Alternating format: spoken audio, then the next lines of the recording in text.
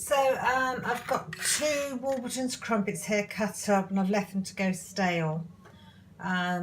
Really should be overnight, but I've left it a few hours. And this is the pudding I'm making this evening. It's a bit of a take on something else I found. So in here I've got the bulbous part of a butternut squash which has been baked, and I've skipped the flesh out, and I've added in there some fresh grated nutmeg. So I'm just going to pop that into just the butternut squash into the food processor. So in the food processor it's gone in, and I've got 2 eggs, some of this Asda vanilla flavouring, ginger and mixed spice. Just going to whiz that up now. That's going to be poured over the bread in a second. So okay, there we have the butternut squash egg mix.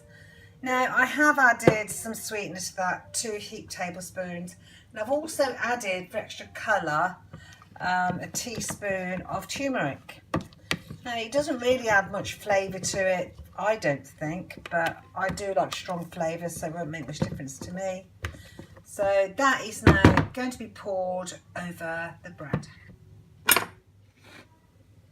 So there you go, I've poured it over. I'm just going to mix it together now because I do want to coat all of the crumpet. Now you could use bread if you wanted to, or thins, but I didn't have any of those available.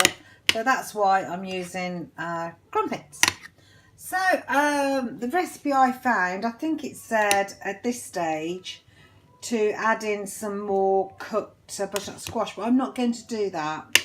I'm going to leave this to soak, and then just before it goes in the oven, I'm going to be adding in some cooked spice apple. So that's been soaking quite a while now, at least 3 hours, and I've got here a bramley apple which I've just cooked in water, lemon juice, and quite a large tablespoon of sweetener, cinnamon. And I'm just going to pop that in, a few dollops of it, probably about half an apple, keep the rest for tomorrow for breakfast. And I'm just going to fold that through. Might have to put the camera down, and I'll come back to you in a second. So there it is. It's going to bake now for about half an hour at 170-ish until it's cooked, and I've added on 1 pint's worth of almonds. It's a bit messy. I'll try and tidy up the dish in a second, but oh gosh, it smells lovely. And you could really splash out if you wanted to with your points and added some sultanas or raisins in too. I am so excited about this pudding. Wow, look at that. And it smells amazing. Gosh, I love my puddings. This one is going in my tummy very soon. Gorgeous, absolutely scrummylicious. Butternut squash, bread pud. Why not? I am truly in love with this recipe. I'm just trying to show you what it looks like as I cut it. It is really quite like a bread pudding. And I've dished them up here. And hold up to the light. And yeah, you can see it's kind of like a bread pud. And it tastes amazing. You've got to like spices and stuff, I suppose. Yeah, I think cardamom would work really well in there too.